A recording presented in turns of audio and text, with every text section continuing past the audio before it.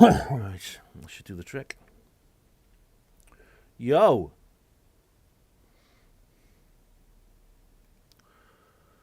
Okay. I'll do the usual, do the sharing.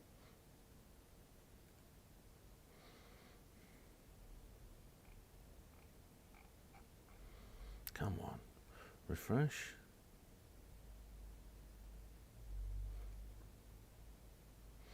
Here we are. Refresh. Hello, user one. Oh, blimey, you're first again. Well done, mate. Well done. Okay, just share it around as usual.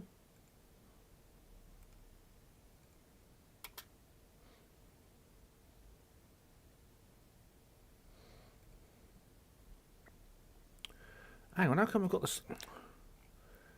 How come I got the same damn? How come I got the same damn avatar?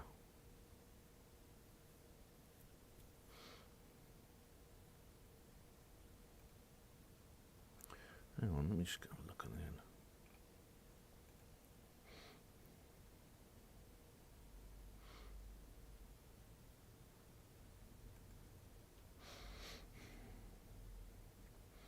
One sec, guys. Oh, right, that's weird. The thumbnail is correct on the channel content, but it's not on my channel. Oh, sorry, who cares? One sec, guys. Oh, right, that's weird. Doesn't matter.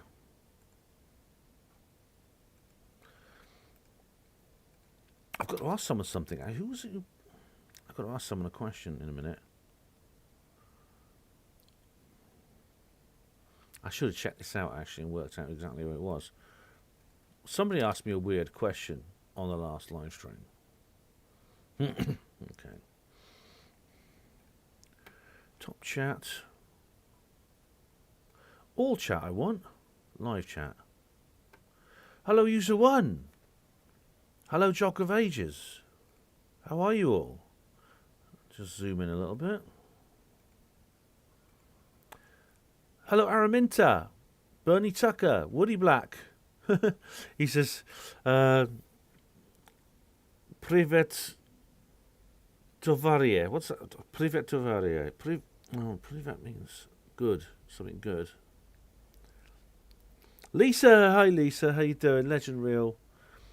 Oh, right. You've got the right thumbnail. That's good. I chose a different angle because I just sort of held the camera like that because I just wanted to make it look different from the last thumbnail because I'm doing 3 live streams, aren't I, this weekend? So I've got to make different thumbnails, otherwise I'll get them mixed up. Evening, Bill. Good evening, number 1 fan. Legend Real, that's cool. I sound okay. Elizabeth Clayton, I'm glad you got the reminder. I'm glad. Hello, Green Sky. Woody Black. Hello, comrade. And Israel Diego Vera, Genius to the Real Genius. Hello. It is. Oh, right, that's it. I know Privet is good. I'm still on there, like the third. I'm still on the third section of Duolingo, but I'm getting through Russian. By the time I have to go there and seek political asylum, I think I'll be fluent, which will do me in good stead. I mean, there's no immediate rush. I think it'll be a few years before we literally have to move to Russia, but it'll be ironic. It's ironic, really, when you think of people like Kim Philby and George Blake and Donald MacLean, Guy Burgess, who had to go there for political asylum because they were spies. I'll have to go there for not being a communist. They were communist spies. They had to go there because they were communists and they'd be persecuted everywhere except Russia. I will have to go to Russia because I'm not a communist, and the only place where people who are not communists will be free, will be safe, will be Russia. Brett Riverboat. At the end of the day, NATO will not go to war over Ukraine. It's constitutionally no, although I'm still interested to see where this goes, as I'll explain this evening. I'll go into the background of the whole situation. Hello, Greg H. How you doing? I'll just let the numbers build. I've got 22 people watching, which is cool. This could, I don't know how far this will go, but we'll see what happens. I'm also going to go through the comments on the notice tonight, because this is the end of this particular notice. Woody Black says Poland and Hungary are pretty based as well, though, right? Yeah. So's Belarus. Hello, Rick. How you doing? And Charles from Project Camelot. Ben, me old Pugwashian pirate of reason, pride and dignity. Thanks very much, Master Bates. Lisa says the whole Q thing said this, that it would seem like the baddest stuff was happening. If you believe Q, then it is the showing. Yeah, I mean, I do actually. As you know, I've done a Nothing That Seems. Comrade Ben! It says nothing as it seems. But Lisa, as you know, I've done an entire video called Why QAnon is Real. Oh, I said it, sorry. I'll do Terry Joyce's Booanon! Why Booanon is Real. Hello, head injury. I hope your head's not aching too much. I am recording, just check. Yes, I am recording this. So if this, as always, if this stream disappears, I will have something to back it up. Hey, Rick, I'm glad you got the real thumbnail. When I posted it to Facebook, it was using the old one, but I did change the thumbnail because I just needed to make it look different, because I'm doing 3 live streams this weekend. It's like millennial, isn't it? 3 in a row. Hi, Teresa Walker. Hello, Jason Gavea. How do you do? I'm glad you made it, mate, because you did say you wanted to watch the... No, sorry, that was Body Technocrat, or whatever he's called. Hello, Brian. Hi, Ben. I bet he's waiting for the weather to change. It's better for tanks to operate, and he doesn't want a repeat of the USSR. Afternoon, Gavea, Jason Gavea. Yeah, Brian, Russia has proved itself to be pretty invincible. Many people have tried to conquer it. Napoleon and Hitler, you know, Mr. H. I'm not allowed to use the H word, am I, on YouTube? They both tried to conquer it and failed. Napoleon occupied Moscow for a while, but he was still driven back. Lisa says the UK health minister is now saying that some deaths they reported as being C-word were not C-word, lol.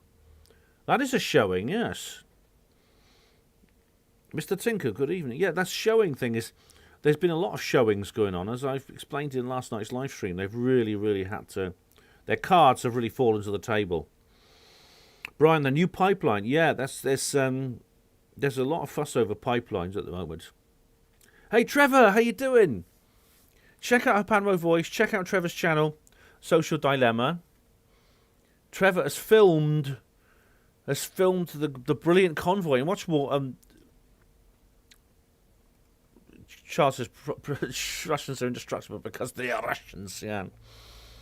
So Elizabeth Clayton, tomorrow's live stream is about the 80th anniversary of the Battle of Los Angeles. I've actually check out my channel, Elizabeth. I've got a notice on there that tells you all about it. It's going to be the same time tomorrow. Trevor has been and he's filmed the convoy. And what's more, truckers from the United States have now joined in. And Justine Castro, he's gone into hiding. Have you seen that? He's fled Ottawa. He's fled Ottawa. He's buggered off. Yeah, I think Justine versus a load of tough truckers wouldn't get very far, would he? He wouldn't last 5 minutes. I'm glad you've watched it, Lisa. That's brilliant. Brian, I would happy to do a show with you. If you inbox me, let me know. Well, I'm happy to do a show with you. Give me an update on what you've been doing. Diego Vera asks, are both sides controlled? No, they're not. It's a rather, although a lot of people can disagree, they're not. No, this is a very interesting period in history. Because it's the first time there's been a genuinely extra Illuminati state for quite a long time. Ross Hibbert-Smith. Hello, Ross. Hi, Ben. I watch Miles Johnston a lot. Hey, good. Good old Miles. And Teresa says Putin doesn't want the New World Order. Exactly. Doesn't mean he's on our side. He's not necessarily a David Icke or an Alex Jones, but he's a Russian nationalist, essentially. But he's against the globalists. He knows what the New World Order is, I believe, and he's against it. And Brett Riverboat says, I think this would be the only and best chance of disclosure if Russia rolled into Ukraine and killed US soldiers. The aliens would then intervene and shut everything down. Brett, if that horrible eventuality ever took place, obviously I hope that would happen, yeah. I I'll be saying more about that tomorrow night, actually, Brett, if you want to come back at 7 p.m. to this channel. Because, yeah, the aliens do seem to be interested in our nuclear weapons for some reason or another. And obviously, if it ever came to missiles flying, then I hope that they would do something to stop it. If they do, if they offer, are we glad to accept their help? Apparently, says Sir Trevor, Justine has COVID. He had an LFR and tested positive. But that's his excuse. He just wants to bugger off. Hi Tina, how you doing? Nice to see you. Trevor, I could see it was cold, man. It was like, obviously I love snow and cold, and so I've been really happy there. But it was worth. Yeah, you had a really good time. Your video's really good. You're standing at the side of the road watching, and then the trucks go by. There are more than 70,000 lorries at the moment en route to Ottawa. This is the biggest protest I think the world has ever seen.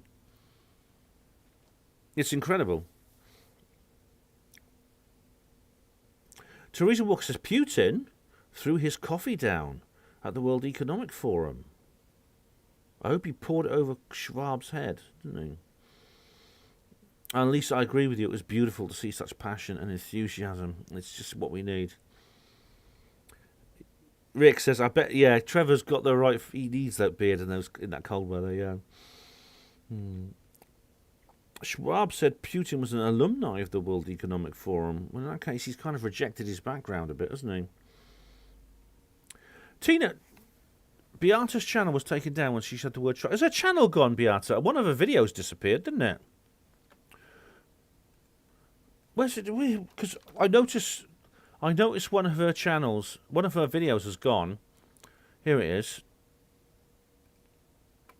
Her channel's still there. You can see it. Her channel's still there, but she uploaded a video talking about how she left healthcare. I put a couple of comments on it, and it's gone now. So Tina, I don't know. I've said the word trucker, and if they take this down, well, I've got it recorded, so I'll just upload it to Alt-Tech. Maybe, I don't know. Maybe I thought Beata might have removed that video herself. I don't know.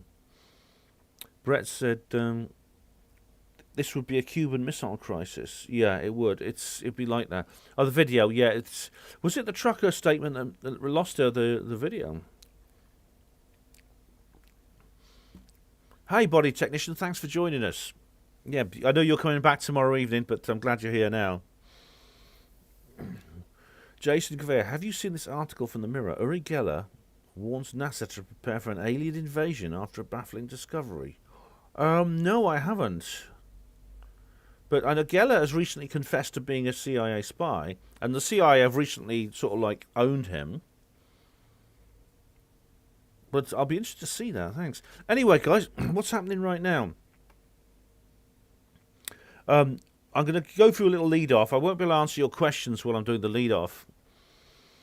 But, so if you have a comment for me, you might have to repeat it later on.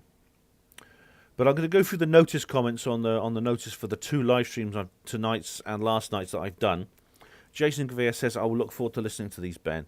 Thanks, Jason. And Rick Horden says, I look forward to these. Cheers, Ben. Okay. And Len Johnson says, sticking these in my calendar. Oh, nice one, Len. I hope you can join us. Remember to click the bell for notifications, although they don't always work. Charles from Project Camelot said, just what we needed coming out of C-word, another war. Oh, that's just peachy. Well, you need to use your mind powers on these people to stop it, Charles, don't you? Discerning Consciousness Podcast, thanks for the update, Ben. And, great, Lime Spec. So here we go. The Crafty Nihilist. I could reply first to beat Charles, but I'm not that petty. Charles says, you know how to hurt a man, Crafty. You know how to hurt a man, Crafty. Oh, the pain, the pain. John Nolan says, was Linda Howe set up? All right. Charles said, I'm just going to read this out because I've written an entire article about this. Charles says, no, she got busted good and proper, time to put to bed. Steve Mumbling says, what happened to Linda Moulton Howe? Charles says, she tried to go mainstream recently and freaked out when the host presented her with evidence of hoaxes she's been cashing in on. Well, firstly, Charles, I wouldn't call Kurt J. Mungle's theory of everything mainstream. Steve Bumling says, I think the look of surprise when Kurt asked her that question is quite telling. I think it's because she's so well protected by her moderators. Every negative comment or real question is deleted before she even sees it. She thinks everyone out here takes her word for the rubbish she spruiks because she only gets to see positive feedback from the conspiracy nutters. She's actually subscribed to you on Minds. I was really pleased about that. And Charles says she wasn't in control of the show for the first time in her life. Oh, well, she's... Anyway, guys, I don't really have anything to add except show you the article I wrote about this. I did actually show it last night. I'll show it you again. I'm not going to answer any questions to do with this particular issue now. I'll do it on the next UFO disclosure video or comments reply video. But basically, just read that on her Panwo voice. All right, there's the URL. I'll share it. I'll share you with the URL with you. There we go. She's just turned 80. That's right. There you go. You can read that. Oops. There we are. That's the article I wrote. So, what's going to happen now? Now, there was the latest news is that the US, funny enough, the US seemed to be the centre of this rather than Ukraine, which is very odd. The US and Western governments, the EU, NATO, and Stoltenberg, Stoltenberg, incidentally, is a Bilderberger. He's a former Bilderberg group member, Jens Stoltenberg. They're more concerned than the Ukrainians are, which is very odd. But they've said that Russia might carry out a false flag attack to justify invasion. Well, I think if there's any kind of false flag, it'll probably be the other way around. But I'll come to that. We'll come to that in the discussion. Anyway, where does this go back to? Well, it can be traced back a long way. Russia, Crimea, Ukraine. I mean, Crimea is like a peninsula on the south of Ukraine on the Black Sea. But these countries have always been close to each other. They've always had an intimate relationship going back centuries. But in 1954, during the Soviet era, Crimea was moved from the Ukrainian Soviet Federal Socialist Republic to the Russian Soviet Federal Socialist Republic, which they didn't really matter in those days because these were just really counties. They were just meaningless administrative divisions of the USSR. Now, Ukraine became independent from the dying USSR in January 1991. At that time, the USSR literally had just months to live. It was formally disbanded in December, but that was just a coup de grace. That was a de facto. So that was a de jure decision of something that had been de facto for a number of years. This was a bit of a dodgy situation. I don't know how many of you remember the early 90s, but it was a very, very tense, very, very chaotic situation in Russia and its neighbouring states at that time. The USSR was replaced by what they call the Commonwealth of Independent States, which is today it's just an economic zone, but in those days it was a kind of a provisional government that was set up in the wake of the fall of the USSR. There's a lot of problems because a lot of these nukes, the nuclear missiles, were based in Ukraine because Ukraine's near the western border of the old Soviet Union. And there was a rather hasty negotiation which Ukraine agreed to give them up in exchange for non-interference by Russia. There were other deals, for example, that Russian naval bases in Ukraine would be available, especially those in Crimea. Crimea, because the Black Sea is very, very important to the Russians because it gives them access to the rest of the oceans. It's very, very different from the United States. I mean, the United States has a shining sea on each border. Russia is very much it's not landlocked, but it has limited access to the sea.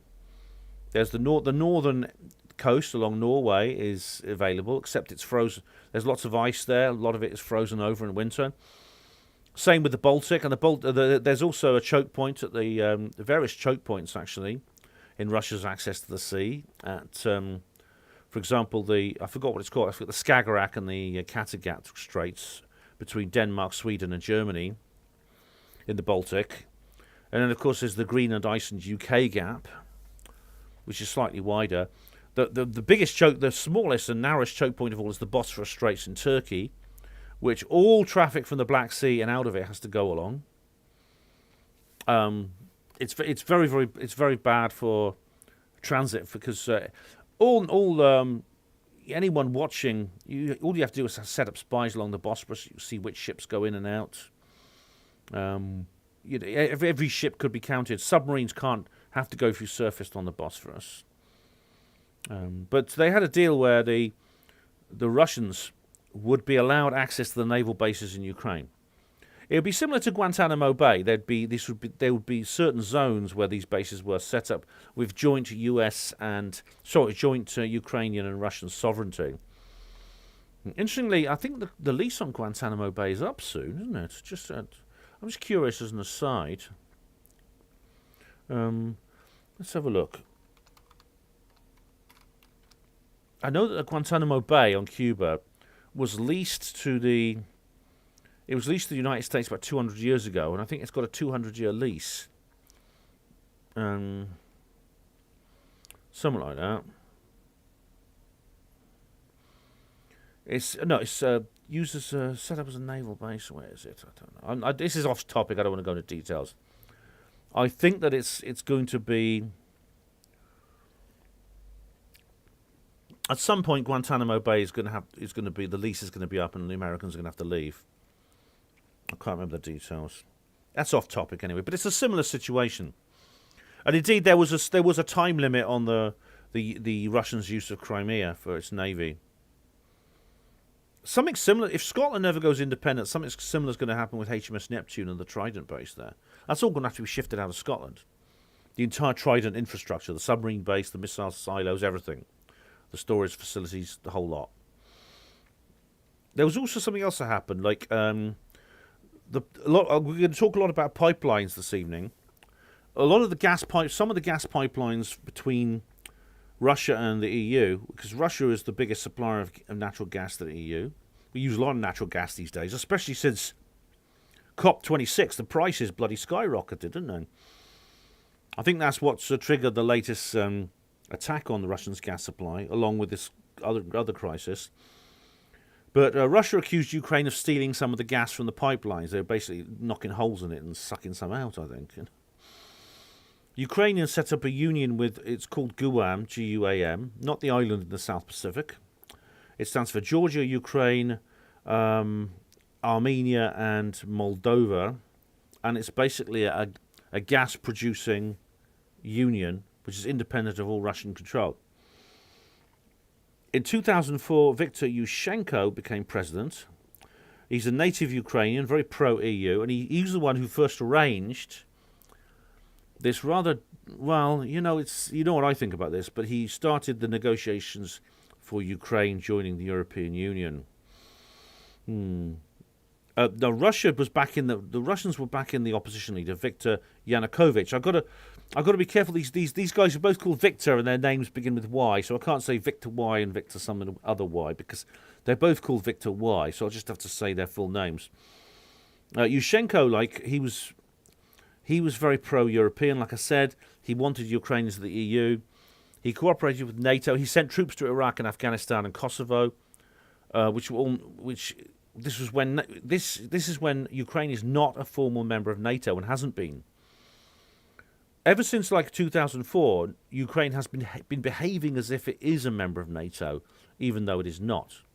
The North Atlantic Treaty Organization was set up at the end of World War II to counter the Warsaw Pact. It was basically these were Cold War alliances on both sides. But as I suppose someone from 40 or 50 years ago would say, the Cold War's now been over for, what is it now, 35 years? Why does NATO still exist? As John Pilger was saying on RT the other day, it's as if NATO is looking for ways to justify its continuing existence. When really it is a dinosaur.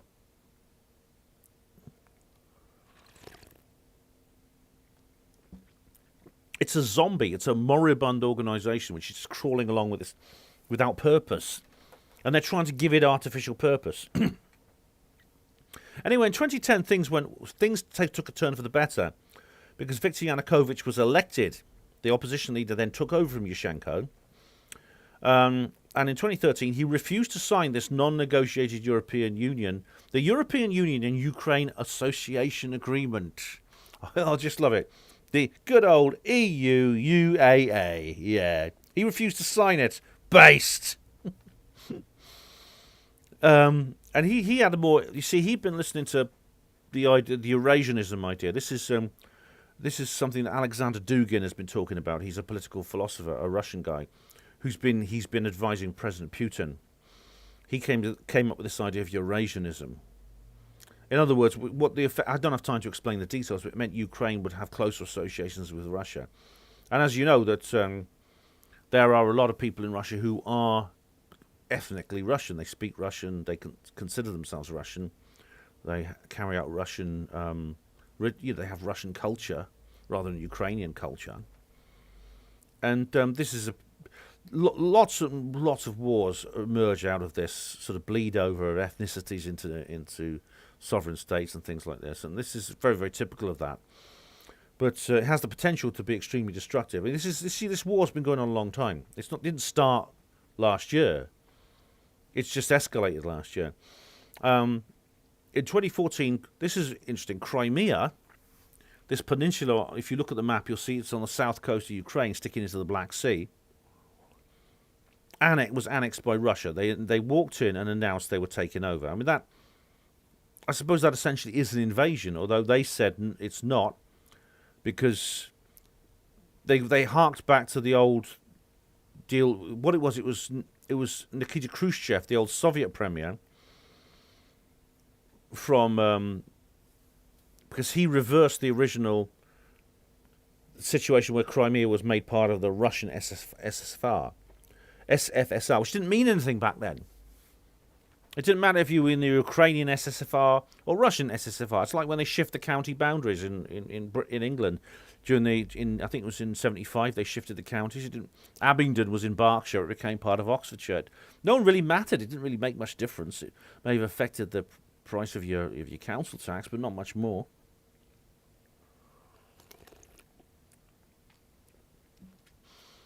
So when Khrushchev reversed it and brought just moved it back to Ukraine, no one, in the days of the Soviet Union, no one really cared.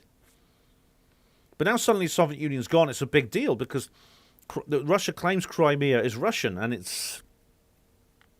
most of the people there are ethnic Russians.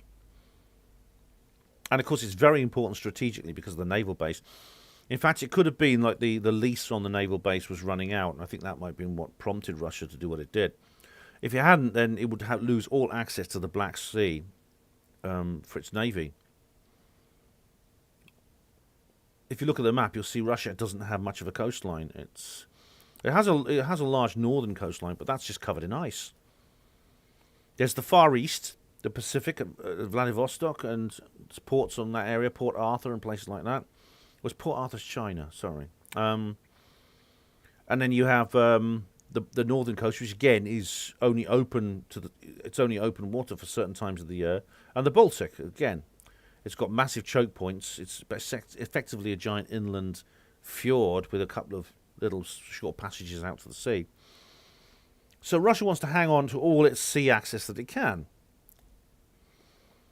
And in November 2014, some Ukrainian ships tried to transit the Kerch Strait. Now, this is in Crimea.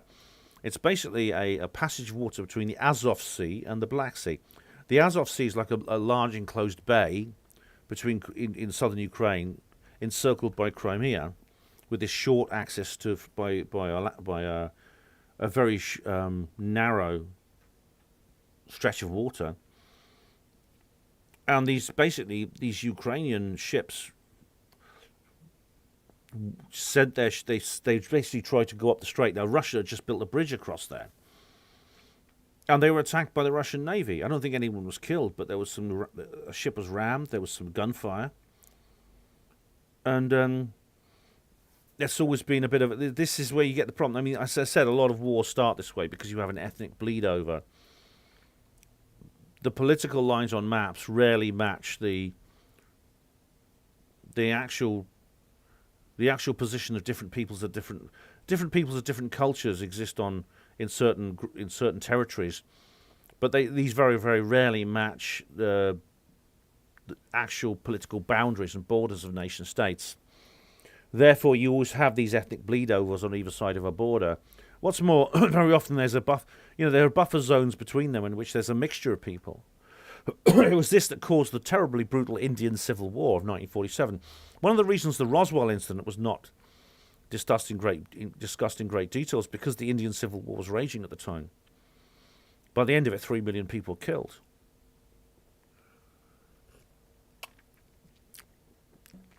What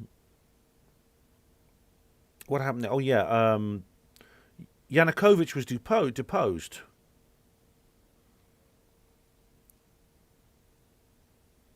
And who's the new one after Yanukovych? Just a second. It's not. I need to get this right. I want to get this right. Presidents of Ukraine. So the current one is Zelensky, I know. President of Ukraine. Let's have a look. Let's have a look at the list of them. There have been 7 new presidents. Oh yeah, it's there was an acting president, Alexander Tuchinov. Yeah, that's right, and then Petro Poroshenko, very defiantly Ukrainian name there. What happened was, there was the so-called, what they called as the Maidan Revolution. The Revolution of Dignity. It's something called the Euromaidan. What happened was that there was a massive blow-up over the whole issue. It's in February 2014. There were huge pro-EU demonstrations in Kiev, the capital, and there were riots on the street. A number of people got killed.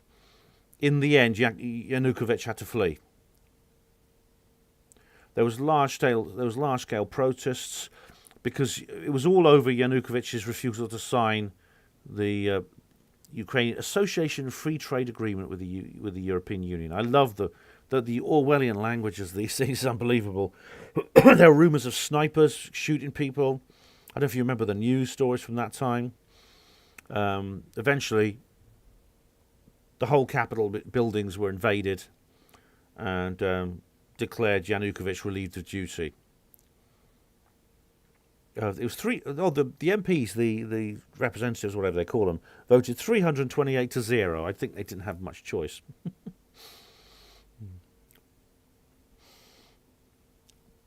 And Russia actually said that this was an illegal coup and didn't represent didn't recognise the new Ukrainian government.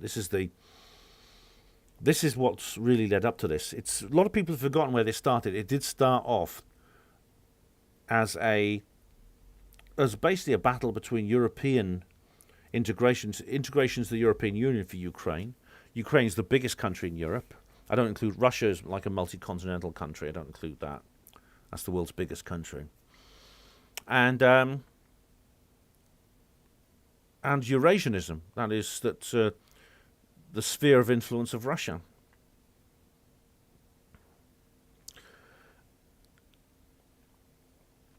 So there was a new president here, Poroshenko. He was replaced by Volodymyr Zelensky from 2019. All very. Yushchenko was actually poisoned. Do you remember? He had like not Yushchenko. No, Yushchenko he was the one who was poisoned, wasn't he, Yushchenko? And it was blamed on the Russians, wasn't it?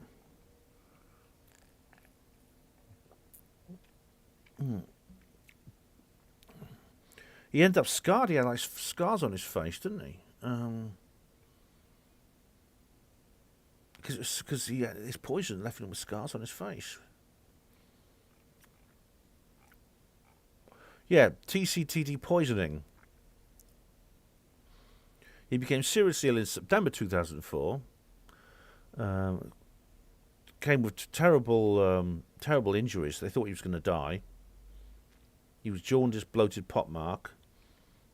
He went to St Mary's Hospital, London, and they said it was a result of dioxin poisoning.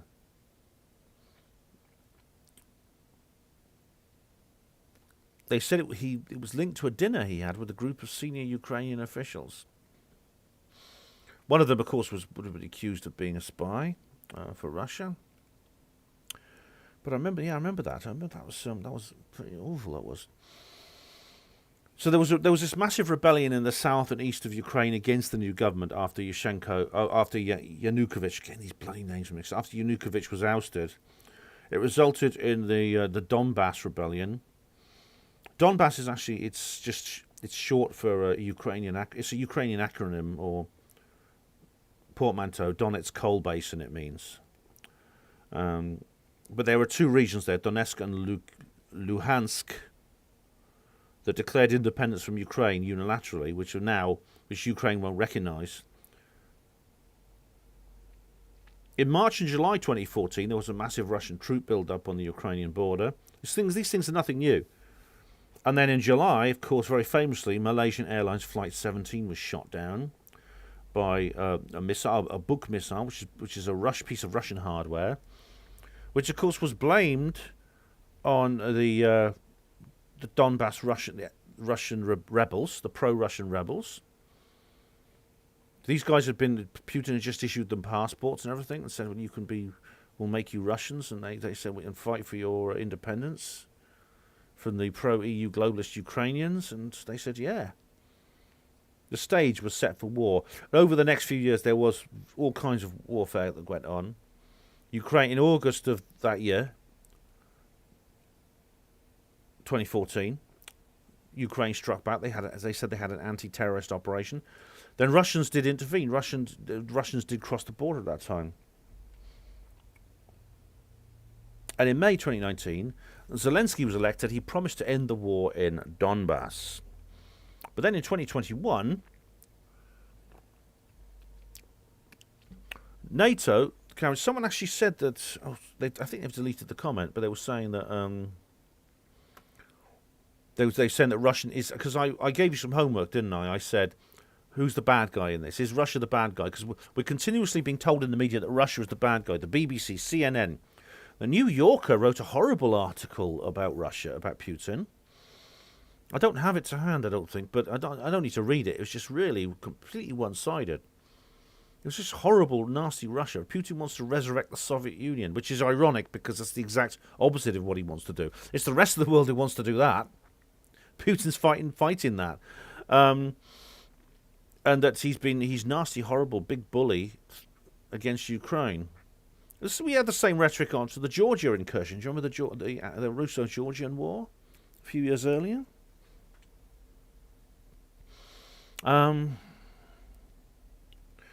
Someone did leave a comment saying, Ben, you got it wrong. Russia is the aggressor on this, but they've deleted that comment. I can't see it here. Can't see it anywhere. Well, I don't agree, and I'll explain why. The homework was, is Russia really the bad guy?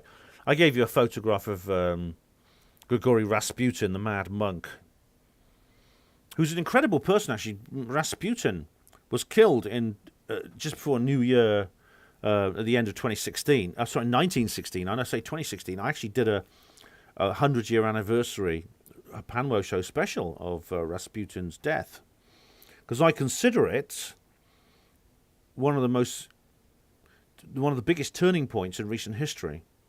If Rasputin hadn't been killed, the whole of the 20th century would have been different.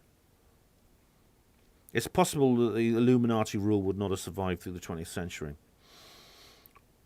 But anyway, in 2021, NATO carried out an exercise, a massive exercise right across Eastern Europe called Defender Europe 21.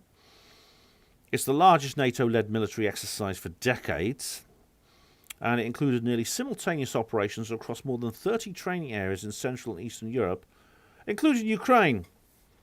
Even though Ukraine is not a NATO member, apparently, it seems to be de facto, doesn't it? I mean, it's certainly a fellow traveller of NATO.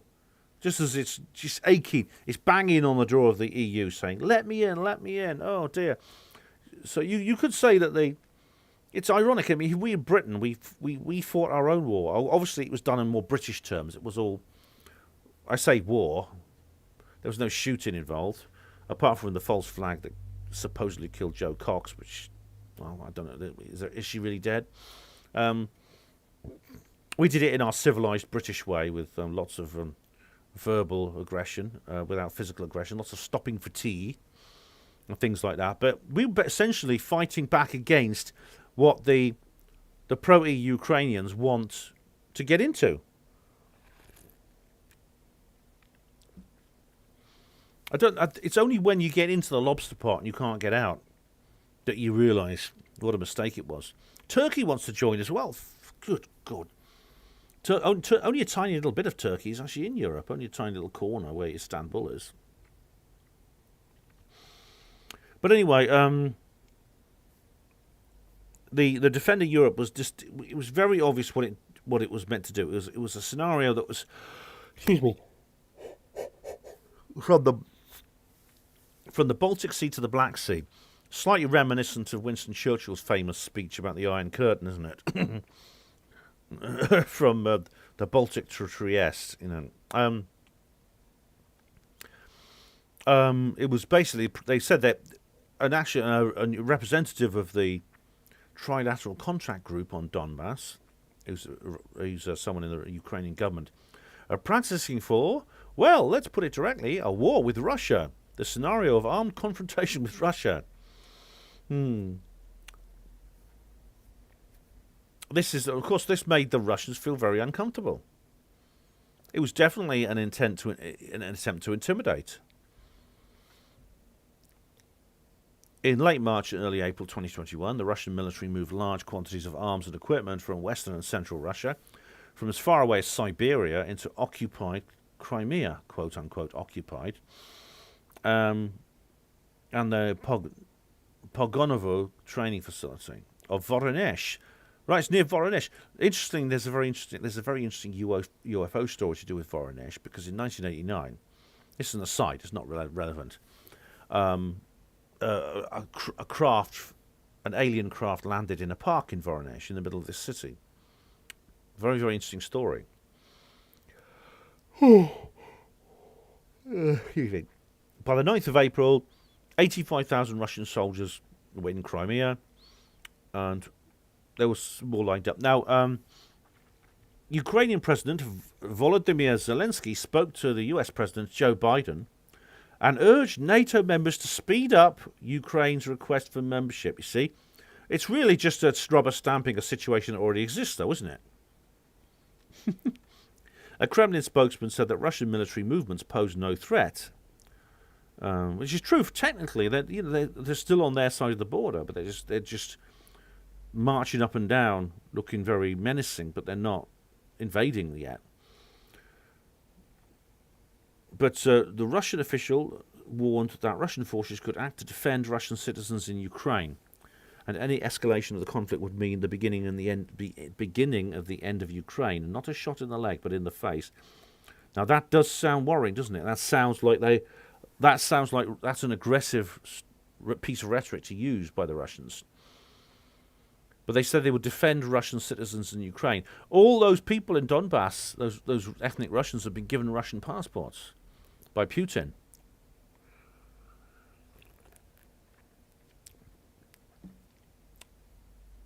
This was in the Donetsk and Luhansk republics, which are, they're unilaterally declared, not recognized by Ukraine, but are by Russia.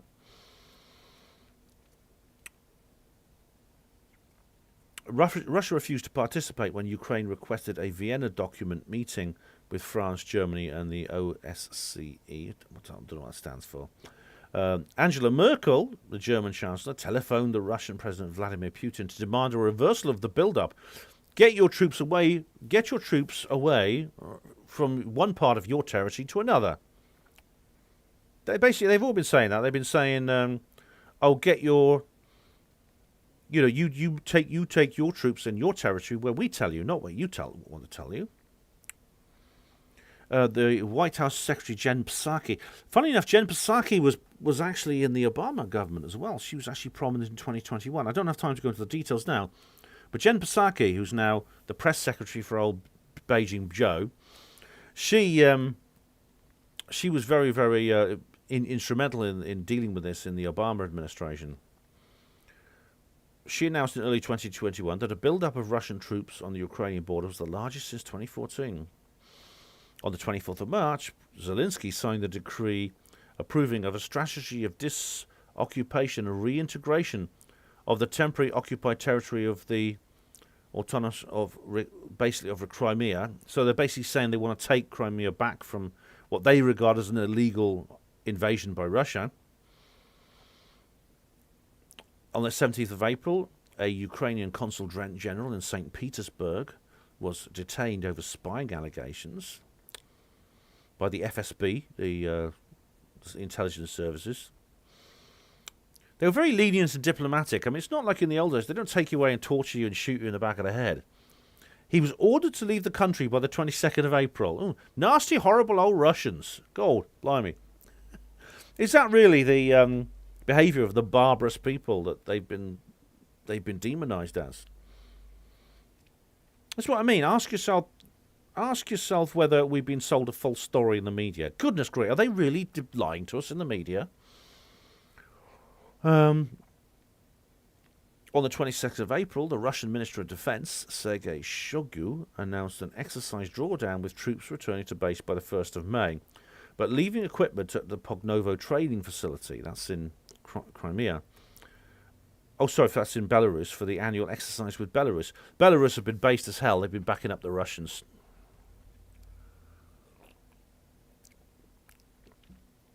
On the 1st of September, senior Biden administration officials, according to the New York Times, reported that Russia had only withdrawn a few thousand troops since the spring build-up. In September, Ukraine conducted military exercises with NATO forces, not as members, but they still with. It reminds me of George Galloway with, all the various extremists he hangs around with. He's not members of them, but he's always with them.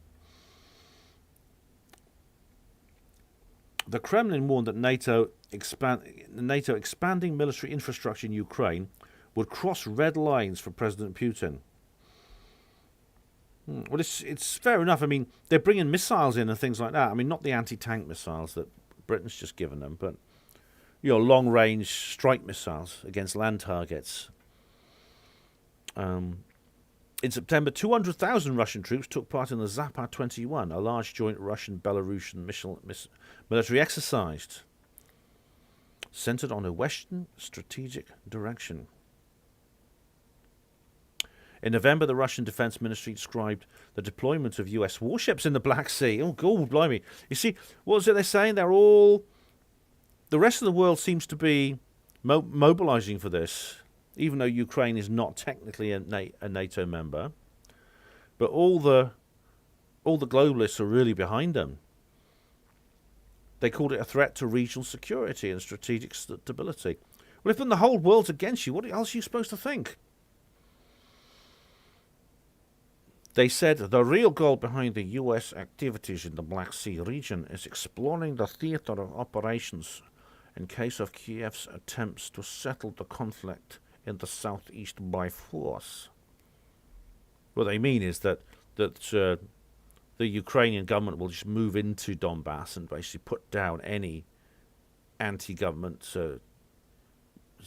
movement at all, not necessarily military, but just cultural, linguistically.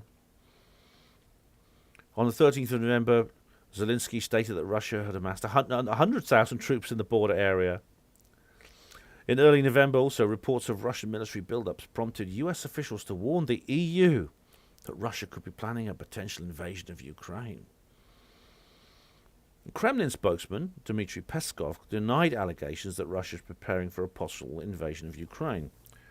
He accused Ukraine of planning aggressive actions against Donbass. Well, that's it. They've just said they're going to... That's fair enough, isn't it? I mean, the Ukrainians have said they want... What was it they called it? What was the little term they used? I can't remember. First it was an anti-terrorist operation. And then it was... what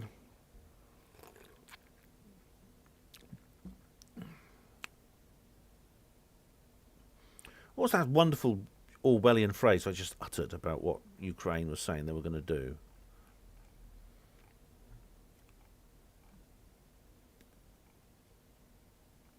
Oh, I can't remember. It doesn't matter. But the Ukrainian government literally said they want to do that. They are planning aggressive actions against the Donbass ethnic Russians. Peskov urged NATO to stop concentrating a military fist near Russia's borders and stop arming Ukraine with modern weapons. Yeah, these big... Yeah, I'll come on to that in a minute, but Zelensky then accused Russia of backing a plan to overthrow his government. Russia denied the accusations. As far as I can see, Russia has been... They did back the Victor Y, not Yushchenko, the other one, whose name I've forgotten. Yanukovych. They did back Yanukovych. Apart from simply backing certain candidates in elections, they haven't actually tried to overthrow any governments yet. So in that case, they haven't done anything more than what everyone did for Hillary Clinton. The whole world, all the governments in the world were in favour of Hillary Clinton in the 2016 US election. Russia hasn't actually planned to overthrow the government as far as we can tell. I mean, it would be... I don't think Putin would go that far as to just march into Kiev, send troops into Ukraine. Ukraine, remember, is it the third biggest army or something after France? And yeah, it's the second big. If you don't include Russia, it has the second biggest military in Europe apart from France. Which means, and also, even though it's not formally a member of NATO, it obviously is obviously the favourite cousin of NATO. For Putin to literally invade and take over Ukraine would be reckless. I don't think he would do that. That's just stupid. If there's going to be any kind of invasion, it probably would be simply humanitarian missions into the Donbass. Some of you in the chat box may disagree. I'll come back to you in a minute. On the 30th of November, Putin stated that an expansion of NATO's presence in Ukraine, and here we come to it, the deployment of long-range missiles capable of reaching Moscow, or missile defense systems like those in Romania and Poland, would be a red line issue for the Kremlin. Yeah, because Ukraine is far closer to Moscow than those other countries. The missile systems will be much closer.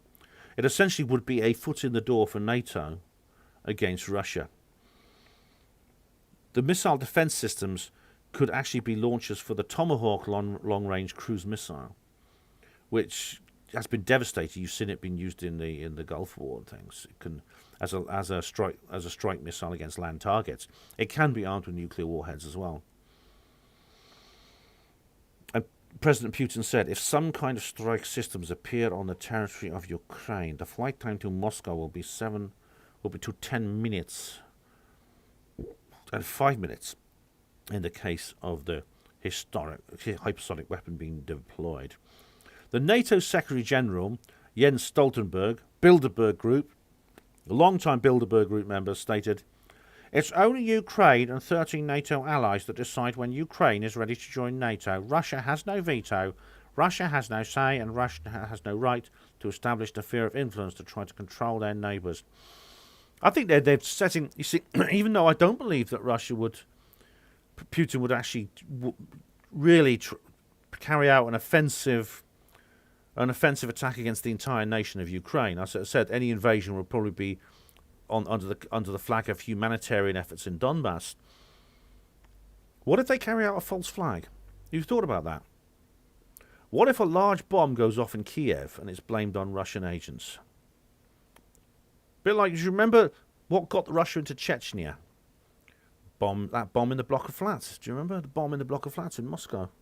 Blamed on the Chechen separatists. On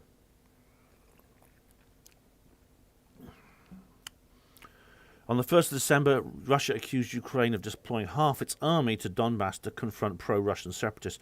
That's why, because if they do that, if they try to carry out some kind of ethnic cleansing in eastern and southern Ukraine, then that would be of enormous that would be huge problems. Ukraine has suffered terribly, actually, through the years. I watched that film, Mr. Jones. I was talking about it on one of the previous live streams. It's worth seeing. It's pretty good. It's based on a true story about a Welsh journalist called Gareth Jones, who went to Ukraine in 1931 and exposed the atrocity called the Holodomor. where the whole world was denying it happened. And he found that, the Russians under the Soviet, under Stalin, were literally marching into the communities and taking farm produce from these people, leaving them with nothing to eat. And by the time they'd finished, they were literally eating anything, including dead bodies. And it's very graphically presented, actually, in this. The winter of 1931-1932, about 7 million people died. Apparently, a Turkish-made drone has been used against pro-Russian separatists in Donbass, saying the move violated the Minsk peace agreements.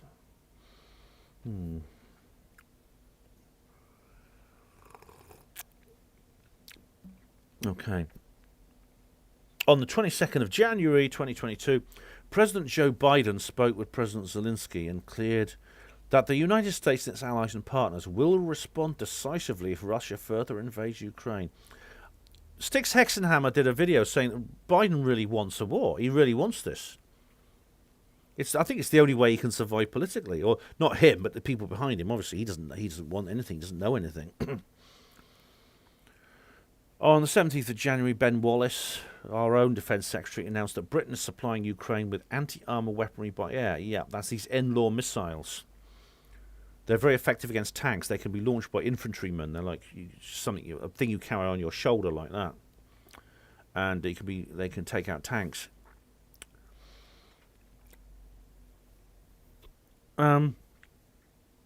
US intelligence officials warned that Russia was planning a major military offensive into Ukraine in January. That's now. Defense Secretary Lloyd Austin and General Mark Milley, we've heard all about him. He's the woke general, isn't he? Chairman of the Joint Chiefs of Staff threatened US support for anti-Russian insurgency inside Ukraine, in other words, doing the same what Putin is doing. On the 19th of January, President Joe Biden said that I think Russia will invade Ukraine. Biden said a full-scale invasion of Ukraine would be the most consequential thing that's happened in the world in terms of war and peace since World War II. The United States has estimated that Russia could assemble 175,000 troops to invade Ukraine. Ukraine's defense minister, Oleksiy Reznikov, said we have 250,000 official members of our army, plus 400,000 veterans, volunteers, reservists. Yeah, they're actually, like a lot of Ukrainians are now setting up they're setting up like a private militia, kind of Dad's Army-like outfit to repel what they believe is a full-scale Russian invasion. The United States accused Russia of sending saboteurs into Ukraine to stage a false flag operation that would be a pretext for Russia to invade Ukraine. They always say exactly what they're going to do. They always project it, don't they? Do you remember that everyone was accusing Trump of rigging the election in 2020 when they knew they were going to do it? They always accuse the enemy of what they're going to do. They may well plan a false flag operation to kick this off. The Russian Foreign Minister, Sergei Lavrov, dismissed the US claim as total disinformation. That's right. And the Kremlin repeatedly denied it has any plans to invade Ukraine. On the 24th of January, the Secretary of Ukraine's National Security and Defense Council said that the movement of Russian troops near Ukraine's border was not news. Oh, this is interesting. It was not news. We don't see any grounds for statements about full-scale offensives into our country. On the following day, their defense minister, Reznikov, said he sees no threat of a full-scale Russian invasion into Ukraine. Ukrainian Deputy Defense Minister Hanna Maliar stated the variety of Russian troops massed on Ukraine's borders are not enough for a full-scale invasion. So it appears that Biden and NATO, Stoltenberg, Boris and his government, and Germany, it seems like the Western globalists are more concerned about this than the Ukrainians are. And they're the ones who are threatening to be invaded. So that's odd, isn't it? The most enthusiastic anti-Russian sentiment is not coming from Ukraine, even though they are setting up their militias to defend their country. They have large numbers of volunteers, including older people, like Dad's Army, as I said. But the real concern seems to be coming from Biden and his people. And here we go, 26th of January. Just the other day, NATO sent ships, fighter jets to Eastern Europe. The US set 8,500 troops on alert. The US has rejected Russia's demands to bar Ukraine from NATO in a formal response, but by the Secretary of State, Antony Blinken. However, so they're saying that Russia doesn't have any right to make demands on what other people do with their business, but they're telling Russia to do with their business. They're telling Russia what to do with their country and their troops and their territory. On the 28th of January, which is just 2 days ago, Zelensky called on the West, that's the Ukrainian president, not to create panic in his country over potential Russian invasion, adding that the constant warnings of an imminent threat of invasion are putting the economy at risk. Zelensky said, "We do not see a bigger escalation than in early 2021 when the Russian military build-up started." So what's this? This is what game are Ukraine playing? Why are they not concerned, whereas the rest of the world is, unless they're playing some kind of bluff? Anyway, let's go to that's the end of the lead-off. I'll go to your comments. Oh, Bola, we are joined by Bolly. Bolly, I thought you're I don't believe it. Bowler Hat Man is in chat. Good grief.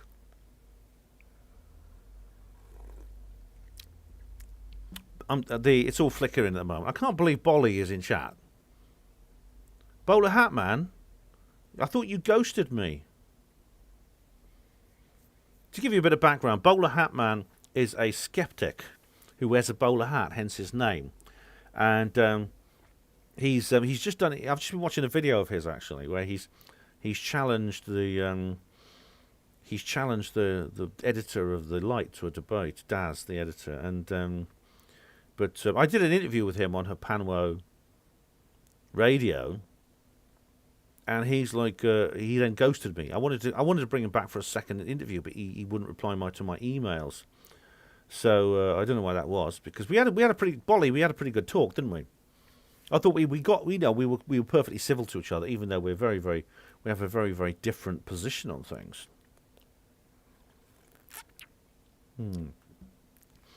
Bowler Hatman says, "Let me in, Ben, and let's tale about this." You're in here, mate. Look, I've not blocked you or anything. You're quite happy. You're quite entitled to post on this live stream. I don't ban skeptics. You're actually quite a mild-mannered character compared to Steve Mumbling. Yeah. So, Gnarly Lives Matter, Welsh Ripper, Bowler Hatman, Vrillan Aura, how do you do? So what do you guys think about all this? I don't have time I can't go back and read through all your comments if you've been posting me comments, unfortunately, because I've done a lead-off now. It's been going on for an hour. Let me know what you think. Oh, the gas thing, though, is like, he's not as good as Colin. I miss him. Oh, do you mean Vrillon? Oh, you mean Beatsart, don't you? Do you mean Beatsart? Vrillon says, "I know a Ukrainian. He said nothing is going on. It's all bullshit."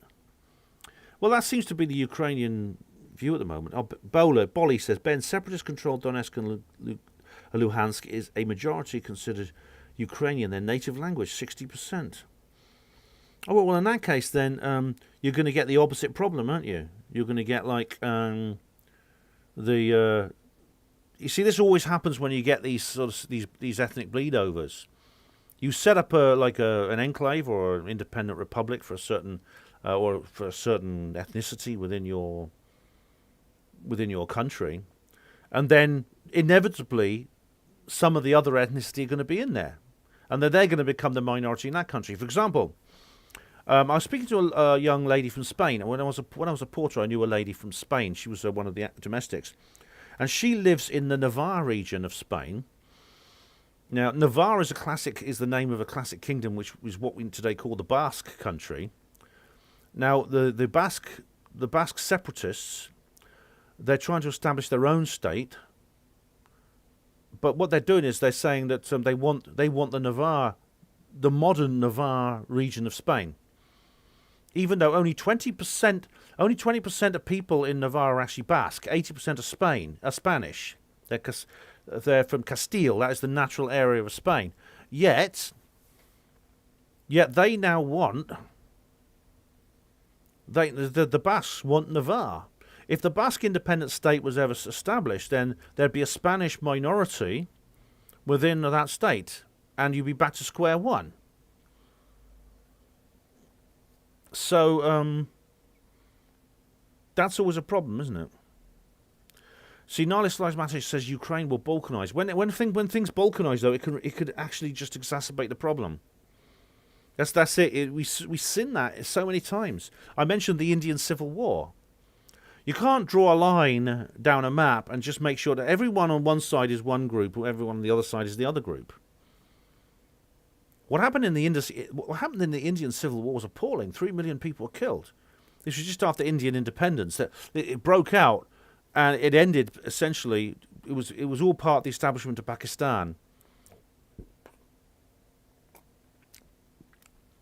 Diego Rivera says here, Rasputin was killed by British intelligence. Yeah, that's interesting. I saw a documentary about that. Yeah.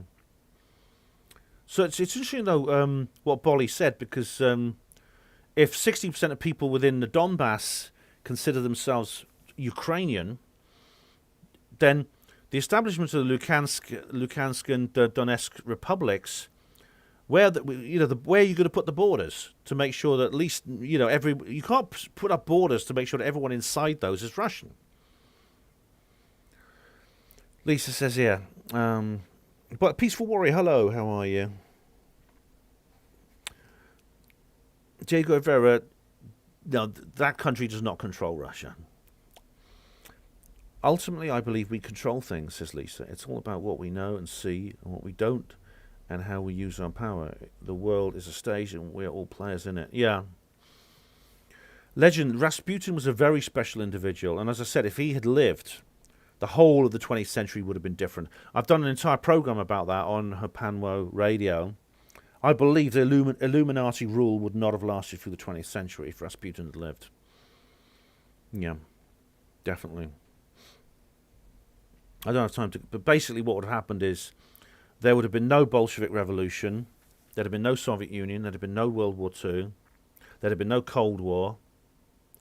The Illuminati would have were hanging all their hopes on these things.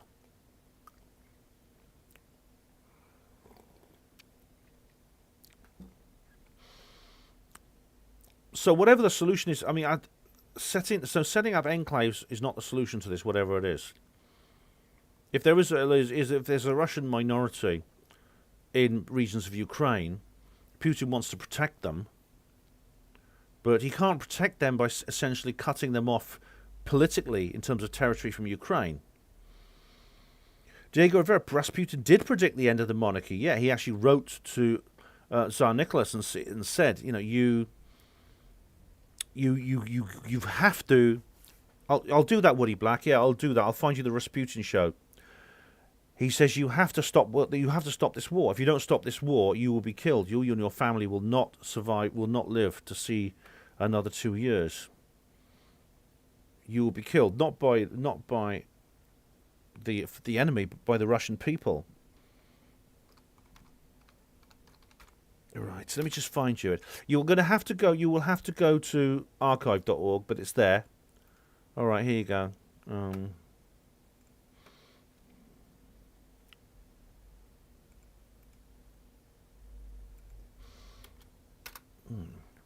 There you go. Lisa says, I plan my hope on me, on my heart, on what I feel and trying to do. The only way me thinks, else you give your power away to things that will never help you. Bowler Hatman says, what about Putin funding Russian separatists on Donetsk and Luhansk? Is that not an act of war? Well, not if he considers them citizen. If he's given them citizenships and they're under attack as a minority, then no. It's an act of defence under the Kellogg-Briand Pact. It's justifiable. Diego Rivera, do I like the Rasputin tune? Yeah, I do. Enjoy that, Peaceful Warrior. Isn't it? Aren't you suspicious? I'm interested. Oh, Bolly, I mean, aren't you suspicious? Everything in the mainstream media, I know you probably have a different attitude to this than other people in this chat box. Everything in the mainstream media is telling you that Russia are the bad guy, Ukraine are the good guys. They're the innocent victims. We have to defend them. But I think it is, Bolly. I think it is, Bolly. I think it is. What's he supposed to do? What's the alternative to protecting his people on the other side of the border? Nihilist Lives Matter says the Bolshevik Revolution was started by intellectuals being allowed to sniff their own farts in London, Paris, and Berlin. That's technically true, yeah. But it was funded. The Bolshevik Revolution was bankrolled from across the world.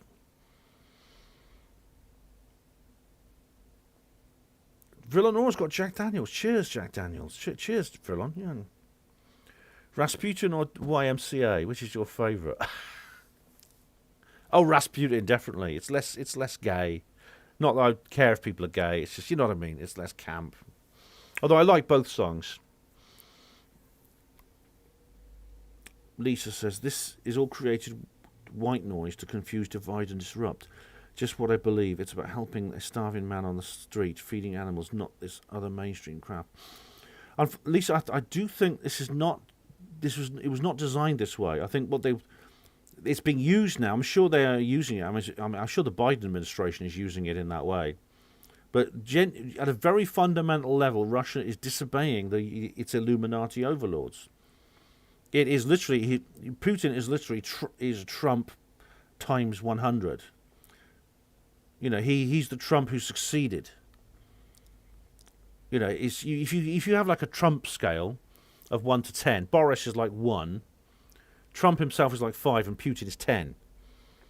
Obviously, I'd like to see all those people go up to 10. All right, yeah. Kerry Woolley, hello. If you tell a lie big enough and keep repeating it, the people eventually come to believe it. The truth is the greatest enemy of the state. Right, yeah. Who's that a quote by, Kerry? I know it's a quote by someone quite infamous in history. Do you know? Bolly says, back the F down, but his nationalist elements in his party will not let him without significant concession. Well, all right, so there is disagreement within the Russian administration itself. I'm sure, to be honest, there's far less than I'd expected, you know. The Basic Materials Project, that's a good name, hello. Lisa says, how can you or I control what happens in Russia? We can't and never will. We are merely pawns on their chessboard. Why concern ourselves with that? Just help people around you.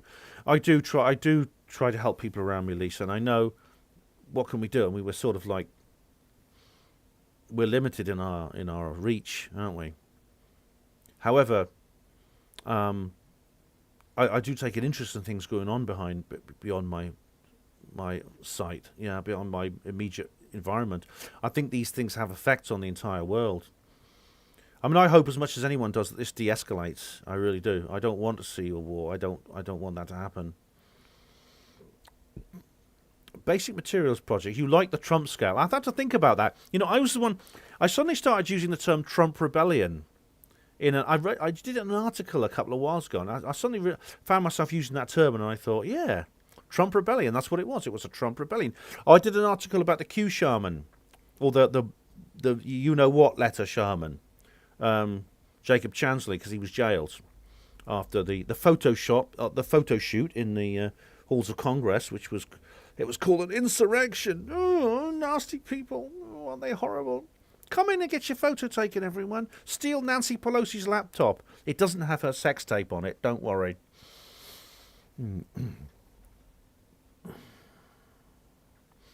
Bolly says, why are troops in Belarus as well? It appears that the Belarus are actually backing people up.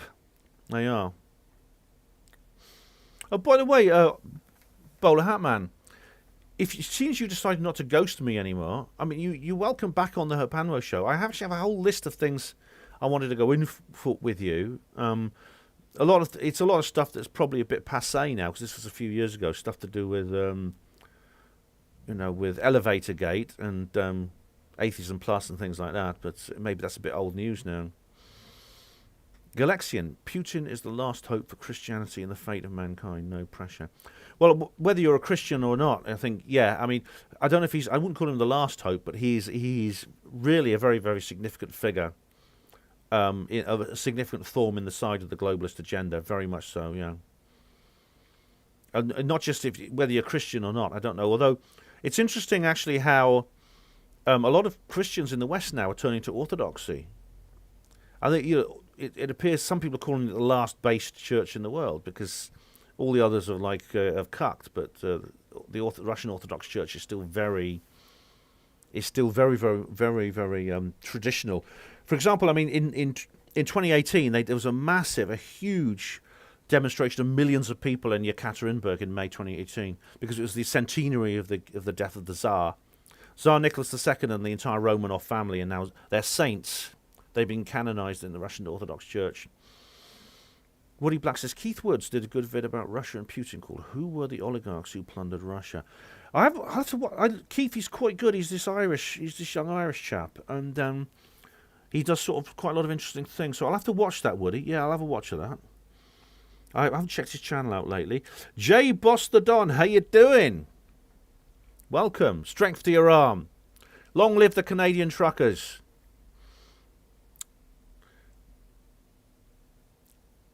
Oh God, I tell you what. Can we talk about the vaccine instead? Oh, sorry, the V word. Sorry. Lisa says, whatever happens in Russia, however it's true or is it not, we affect nothing like that unless we call it out for what it is. Manipulated BS. We change the world in our control. Only that. Lisa, I don't think it is all manipulated. I really don't. It's a list of it's other things as well. Kerry, correct. Goebbels, propaganda minister. Yes, exactly. You got it. Bolly, you want to talk about Ukraine? Says Bowler Hat Man. I want to talk about Ukraine. I think you're 100% wrong. Sure, you can talk about whatever you like. Well, you're already on that subject now, so carry on about that. I think you're 100% wrong. We're disagreeing just for a change, aren't we?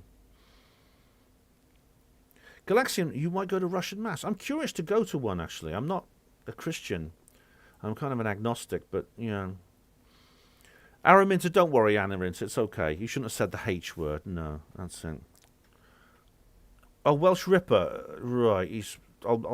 I can't say that on YouTube, what you posted here, but I will go to BitChute and I will watch that because we've been waiting a long time for that. David Schultz, hello. Biden and son have their hands dirty in Ukraine. Yes, especially his son, Hunter. And their C-word narrative is falling apart in the States. They may pull a wag the dog scenario. Yeah, do watch that film, Wag the Dog, if you haven't watched it. Just watch it. It's brilliant. It's a really good film. It's got a great score by Mark Knopfler, by the way. He does great film scores. It's almost as good as the one he did for Local Hero. It's really good.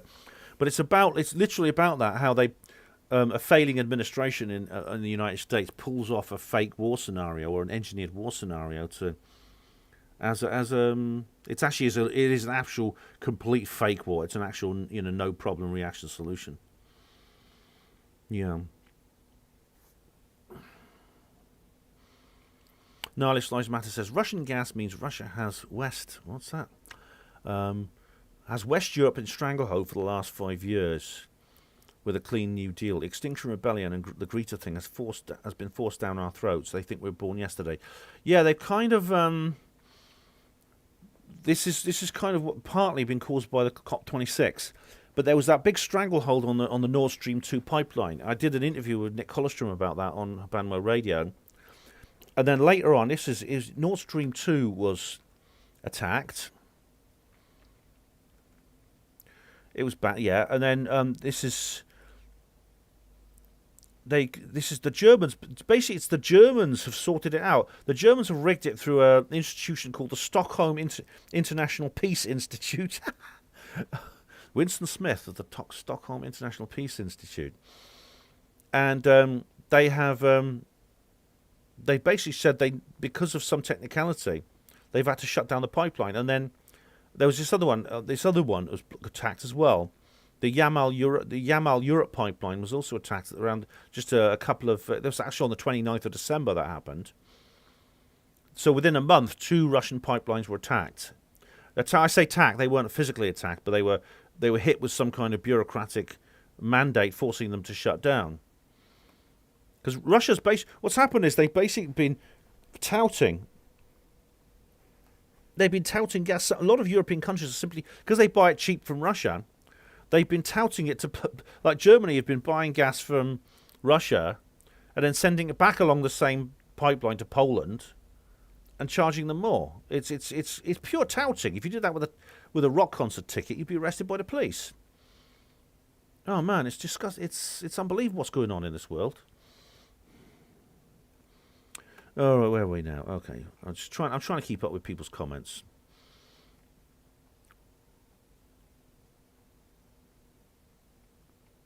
Basic project material, Maxine. Yes, that lady we can talk about. Because it stops you getting your videos taken down for, was it, medical misinformation. Diego Rivera, is Putin the son of Rasputin? No, I don't, they're not. Both Rasputin and Putin are common Russian names. And Rasputin died in 1916, so he may be a relative, I don't know. Putin was in the KGB. And he was actually part of the counter. He was SMERSH. He was part of the counter-espionage organization, and he was the agent sent after Oleg Gordievsky. If you haven't read, if you like spy books, real-life spy books, read this: "The Spy and the Traitor" by Ben McIntyre. This is not only very interesting, right? It is really exciting. It's the story of Oleg Gordievsky.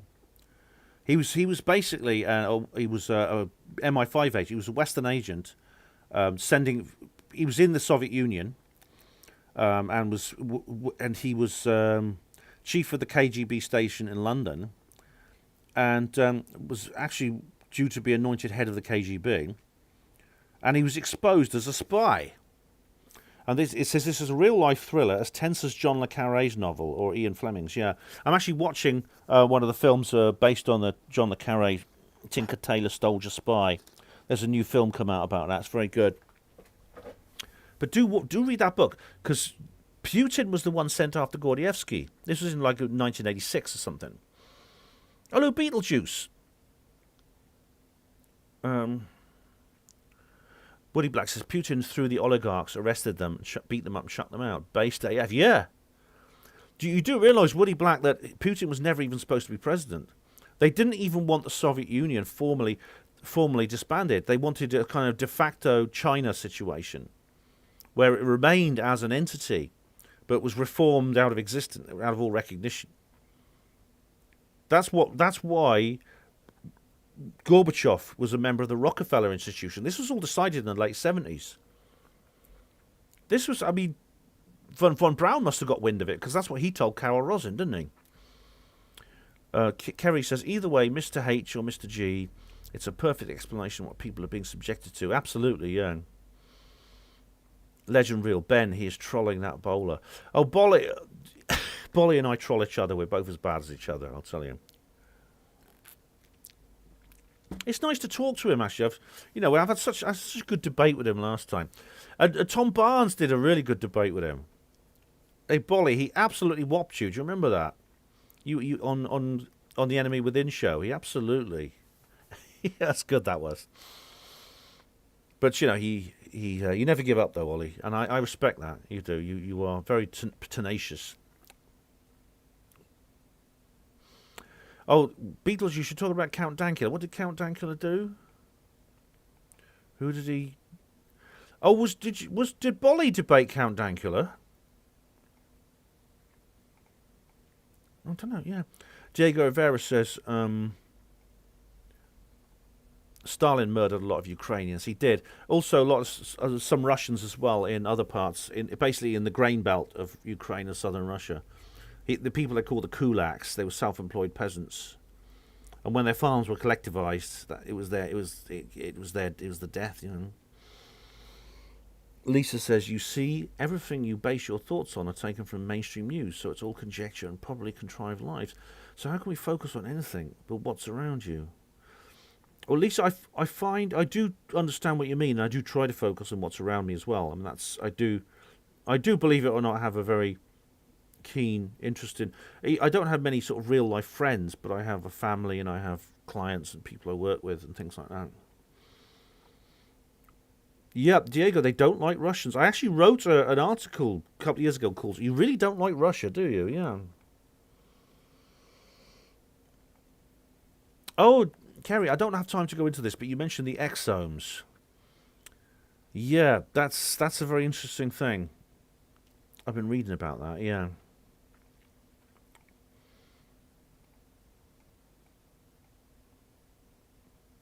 Where are we now?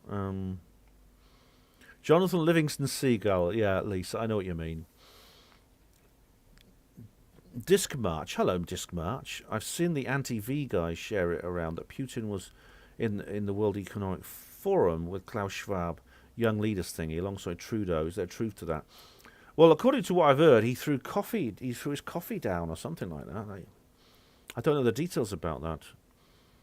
But the Davos thing is the new Bilderberg group, isn't it? It's been around it's just become famous. I mean, Schwab's been running it since 1970. But no one's ever heard about it. It's not really become a big thing until now. It's kind of gone public, hasn't it? David Schultz says Trudeau, or Justine Castro as I call him, is isolating at home in his bid to dodge the massive Canadian trucker caravan. He smears them as a fringe minority. Yeah, he called them a racist and misogynist. Do you remember that? They have really bad political views. He's isolating at home. He's fled the capital. Just like Yanukovych. He's fled because he's terrified. Hello, whole brain human.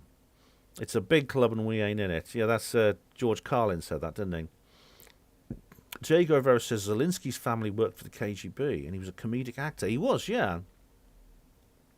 Right, I didn't realise that Bolly had debated Count Dankula. I've got to see that.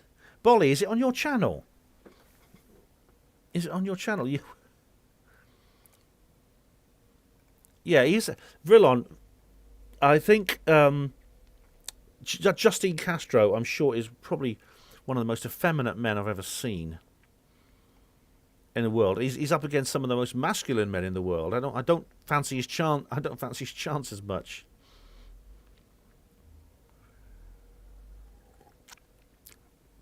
Barney bought a dildo. Did you choose that name? You should should I book a holiday in Ukraine? I wouldn't recommend it. Bolly says, "Oh right, you're sending me an email. I'm live right now. Come on. I'm doing my own live stream, Bolly. Sorry, I'm doing my own one right now. But I'll do it another time. Yeah, by all means. By the way, can I see your live stream account, Dankula? I'm glad you're sending me an email. I've written to you loads of times and you've just ignored me. But I will write back to you.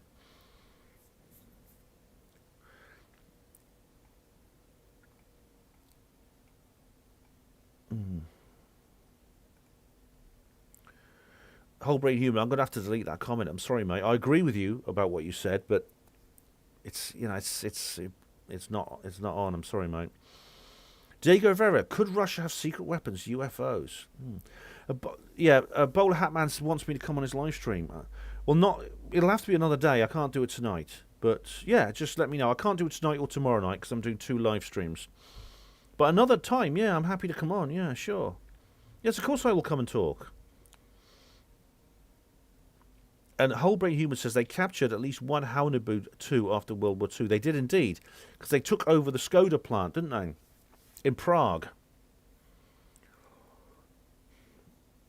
Welsh Ripper says when China takes Taiwan, that's when oh my goodness me, that's when the shit really hits the fan. I hope they're not really that nuts. Yeah, Bowler Hatman, I'm doing this. I'm doing my own live stream, as you can see. I'm sorry, I can't do that now. And no problem, Whole Brain Human, but I'm happy to do it another day. I'm happy to talk to you another day, no problem.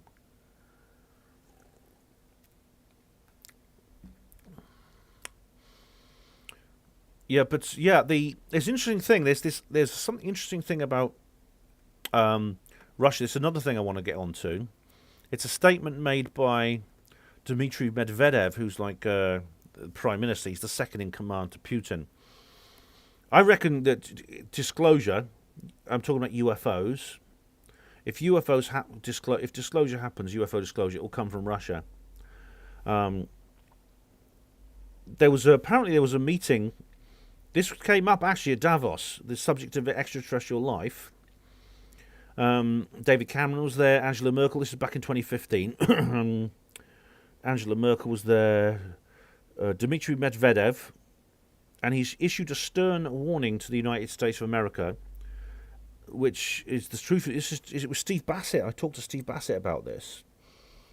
A report was published by the Russian Ministry of Foreign Affairs demanding that President Obama initiate disclosure with a capital D, or Russia will do so unilaterally.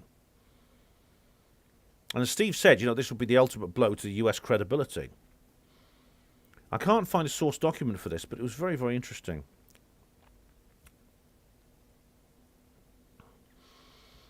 And I just wondered, because Medvedev himself made an interesting statement. He said he was supposedly secretly filmed, although I suspect that he knew someone was actually filming him. He mentioned that the government, the Russian government, suggests that the whole issue to do with UFOs is like the nuclear weapons. He carries around a special suitcase with everything to do with UFOs in it, along with the nuclear codes and things like that. And Medvedev said this. He said it's all to do with aliens. Bowl Hatman says we can both stream at the same time. I know we could indeed, but I'm now. The thing is, Bowl Hatman, I'm actually focused on answering comments from viewers in the chat box right now on my own stream. So I can't do that and debate with you, not at the same time. I did promise these people I would do that. I promised all my viewers that I would do this live stream and that I would let them, and I would address their comments in the chat box. So I'm going to do that first. But by all means, I'll come on another day. Not a problem. We'll do this another day. You're welcome back on the Panwo show as well. Seeing as you're no longer ghosting me. I can't do both, Bolly. I can't. Sorry. Not tonight. Hello, Tony O'Toole. Hello from Ireland. Right in the heart, right in the belly of the EU beast. Yeah. Wholebrain Human says, do you reckon they will plan the alien invasion card now that the pandemic narrative is failing? Well, absolutely. Wholebrain, if you actually watched last night's live stream, and you may not have been around at the time to see it live, but the recording is there if you want to see it. I suggested that they might do exactly that.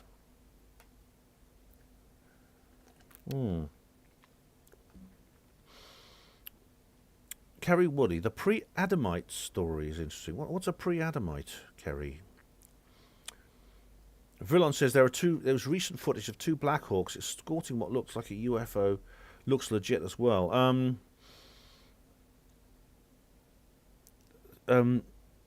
Bolus Chapman says, do what can't do want, Ben. Talk to me. I will, Bolly. Not tonight, though. Not tonight.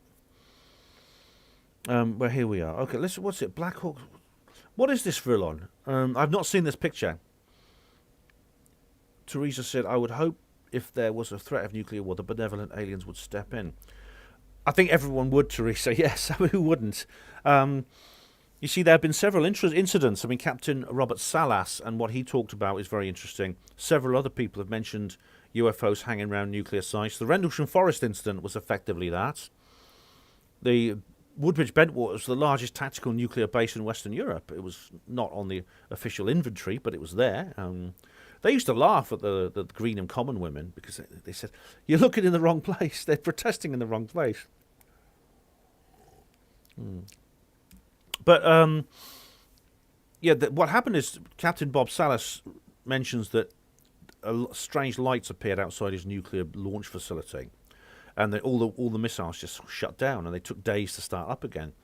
So, yeah, I mean, they could. I mean, and indeed, Bob Jacobs records how he was witness to test firing of a missile, and some disc-shaped object fired beams of light at it, and it shot it down. UFOs and Nukes. Watch UFOs and Nukes. It's a brilliant film, brilliant documentary. So that's what I hope that would happen. Yeah. On the other hand, I mean, it could be that's a positive and benevolent way to interpret what they're doing. At the same time, though, if they were planning an invasion, if this was a prelude to invasion, they would probably do the same thing. They would take an interest in our nuclear weapons and look for ways of stopping them. But I don't think a real alien invasion is on the cards simply because it's already happened. Really, but. But yeah, I hope that they would put a stop to it if it ever came to firing missiles. Yeah. Bolly says, "Chat, do you want Ben to?" Oh, Bolly is straw polling my viewers. Oh, really? Oh. Beetlejuice says the government hasn't given up the C-word powers yet. Technically, yes. The you know what act is still in. I can't say it on YouTube. It's still on the statute books. It hasn't been repealed. Yeah. No, don't count on the ET saving us. They might have 32 genders. I hope you. Okay, it's interesting though. Do watch that, Teresa. Do watch the UFOs and Nukes. It's very, very good. Anyway, how long have we been going for? An hour and a half. Bloody heck.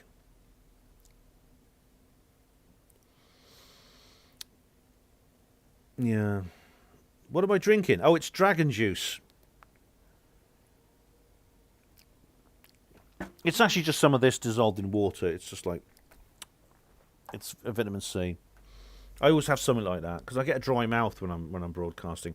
I always have something. Either I cough or I get like a sniff in my nose, or I sneeze, or I cough, or my something like that happens. It's other things, or I yawn as well. Oh, always happens when I'm broadcasting. Artie Lemos, hello. UFOs and Nukes is one of the best. The CGI reenactments are some of the best. I've seen the documentary. It is very good, isn't it, Artie? Yeah. Vrillon says, Ben, the Black Hawk footage is from alien scientists, so it's pretty well checked out. Really, right? That's good because he's very cautious. Is old Jeremy Riss. In fact, he's like skeptic about most things. So I will definitely I'll definitely go over his channel and check it out. Definitely. Jason says if the aliens wanted to invade, they would have done so a long time ago. I believe they're here to help and inspire us. Well, Jason, some of them I think are. It's just the aliens. Aliens are not a single group. It's pretty obvious aliens are not one thing. There's a virtual taxonomy of different species now.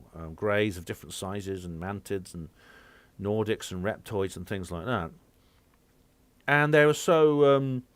They exhibit a very, very different kinds of behaviour. They seem to have a wide array of agendas. But yeah, I mean, the actual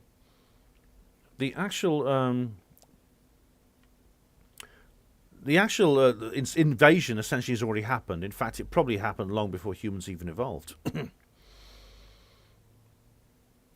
Barney, do I need a wee? Not right now, thank you.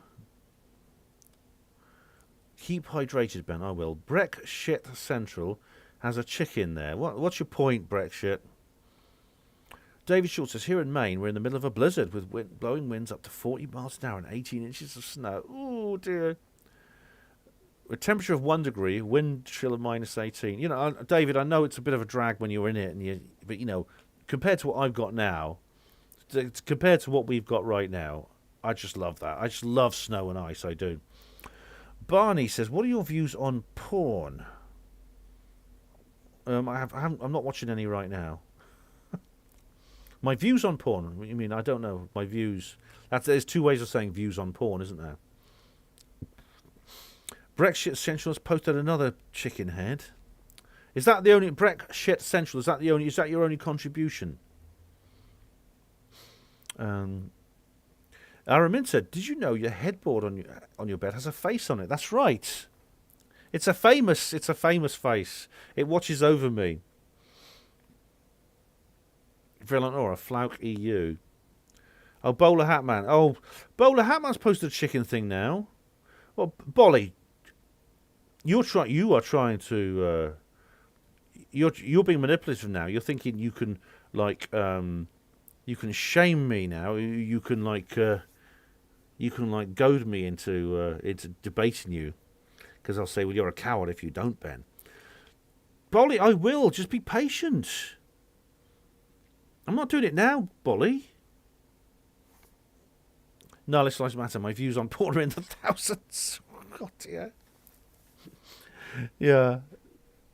I've told you, Bolly, I'm not joining you tonight, all right? I'm doing this. This is the live stream I've started. This is the one I'm going to finish. Tomorrow, I'm doing the one on the Los Angeles invasion.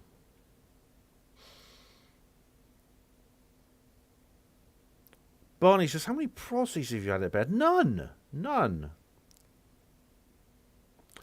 Brexit Essential is now posting 2 top hats, which I don't understand. Ray Whelan, hello. Ben, Jenny Randalls. Would you? No, I wouldn't. I've met Jenny Randalls. I had a nice conversation with her. She's nice, but no, I wouldn't.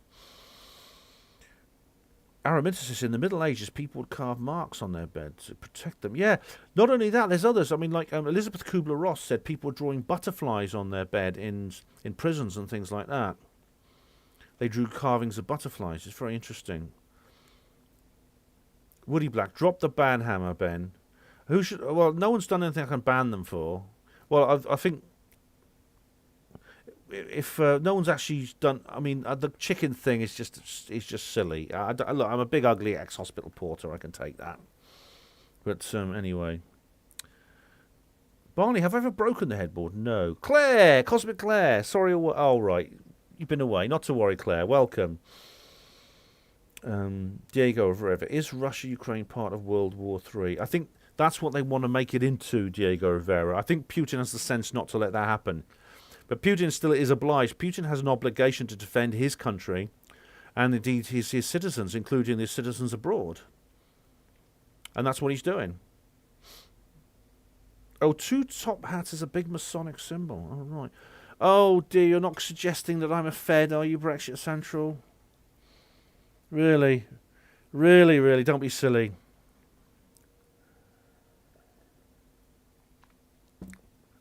That's crazy. Who's David Schultz says, who's that a face of? It's just a kind of sort of slightly smiling face. I don't know. Barney brought a dildo. Will you move to Russia? I might have to eventually. I don't have plans to go there right now, but if it could be that if they offer political asylum to dissidents, I will have to go there, because the West is becoming less and less tolerant of people like us. Claire says Ukraine won't dare initiate hostilities. Russia would level them. Correct.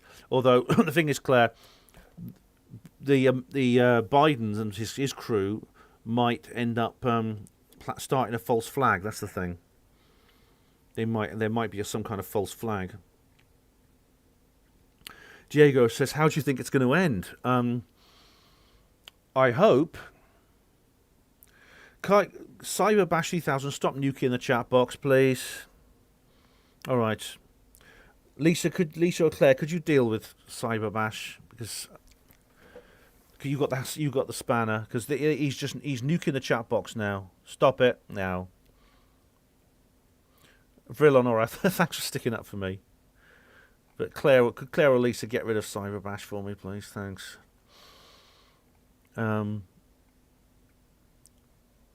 It's it. You could be. What I hope, Diego, I don't know how it's going to end. I hope it'll end with some kind of de-escalation, some kind of. There'll be like a civilized end to this. I do hope that the tricks that are currently. Thanks, Claire. Thank you very much.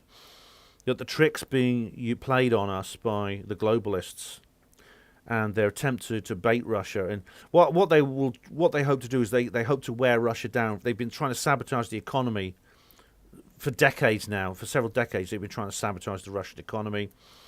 They're hoping that this whole situation will just. I think they're just trying to wear Russia out through attrition.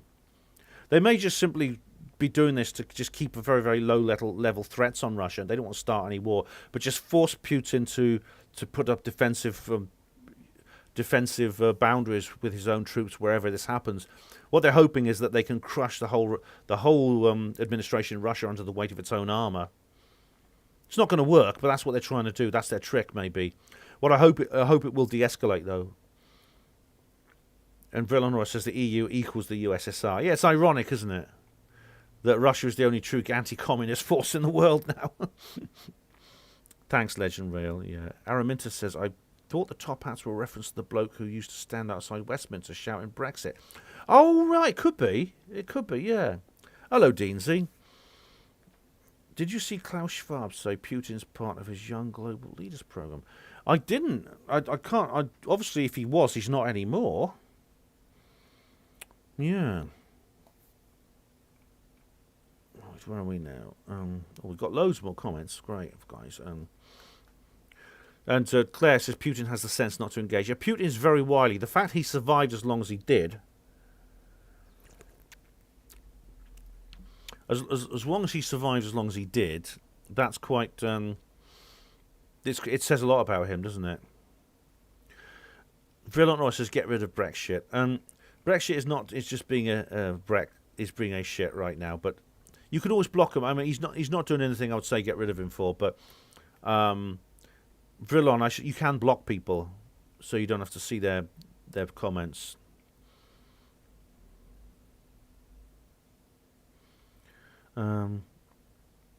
Gary Robinson, hello. How's things in Mexico? One of the reasons I do live streams now primarily at weekends is because you guys in North America can, and I think I've had a few from South America too. You guys can join in. Because this is the middle of the day where you are, isn't it? Welsh Ripper, hello. It's all fake to take the heat off Prince Andrew. I mean, Andrew Windsor. I don't think it is, Welsh Ripper. I think they're quite happy to throw Andrew to the wolves right now. Diego Rivera, do you think the Russian UFO footage is genuine? Which one, Diego Rivera? Claire, Putin will hold his nerve. I think he will, yeah. Deansy, yeah, I don't know about that thing. I mentioned it just now. I don't know if he was part of this situation, then he's not anymore. Kim says Bowler Hatman wants to talk with you. I know he does, and I want to talk with him, but he wants to do it right now. He doesn't have the patience to wait. And unfortunately, I'm right now doing something different. I have different plans for this evening. So I'm not going to talk to Bowler Hatman right now, but I will happily do so another day. He's emailed me. This is after ignoring many emails I sent to him, which is good. I'm happy to talk to him, yeah. Cosmic Claire says Russia is now in alliance with China, is it? I mean, I don't know. Maybe that's why Raza Vihari is involved. You know Raza Vihari, that guy I interviewed. He's on the Apollo Detectives. He's in China. He's working on a state. Well, it's not a secret. He said so publicly. He's working on a state-sponsored free energy project. Where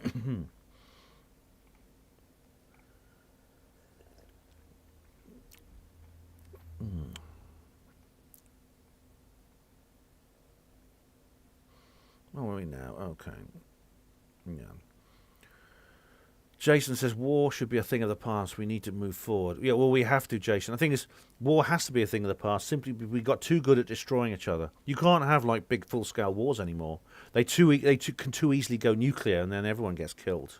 That's why there hasn't been any since the end of World War II. Nihilist Lives Matter. I don't see U.S. citizens sending their sons to fight battles-ready Russians in Europe as willingly as they sent them to fight sandal-wearing goat herders in Afghanistan. I hope not, Nihilist Lives Matter. I mean,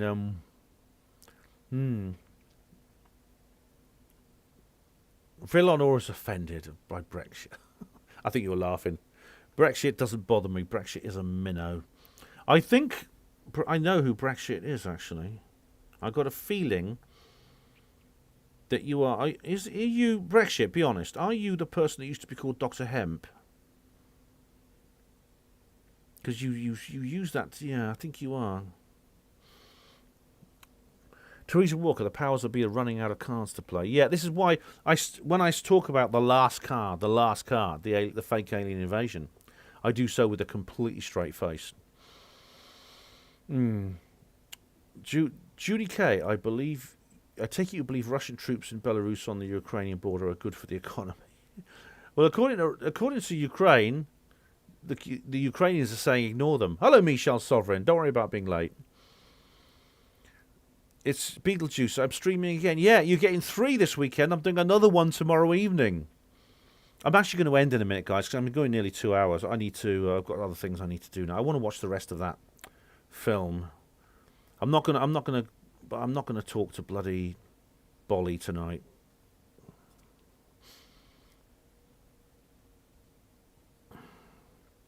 Claire, the US is.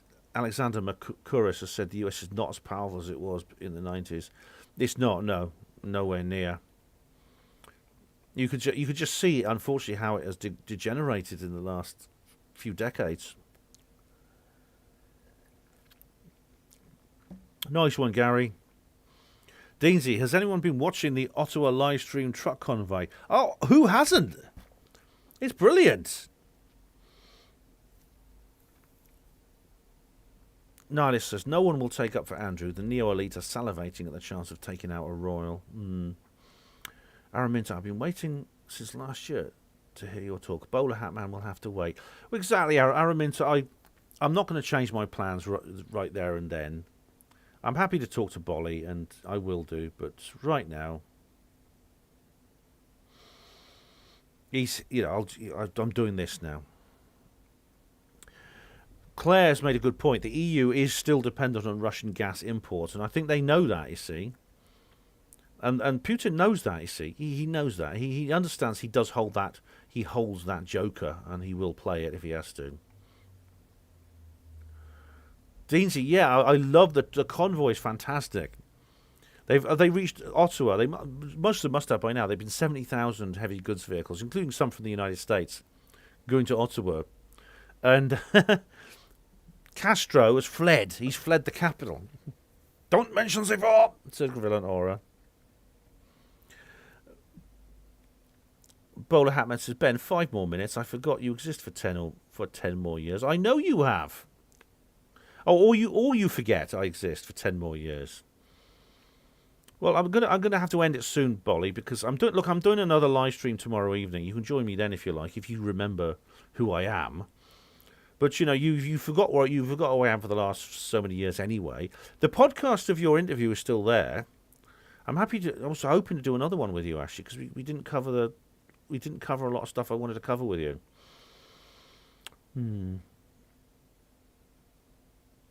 Yeah, I think, Claire, the Russians won't take any bait. I think what I'm really afraid of now is some kind of false flag operation. As I say, a bomb going off in Kiev, something like that, which will be blamed on Russia. Yeah. Woody, yes, we have had our fair share of trolls in the chat tonight. Yeah. I don't mind people posting silly things. It's when they nuke the entire board, just continuously posting the same damn comment over and over again. That's where it gets annoying. So Claire's got rid of is renewed his ban. Right. The bans only last for about 3 minutes, I think, but Claire has renewed Cyberbash's ban. Good. Thanks, Claire. What have there been a few Russian moon missions? Oh, there's been some secret ones, I'm sure. Germany are like, wie want sie gas? Yeah, they're gonna be in trouble soon, aren't they?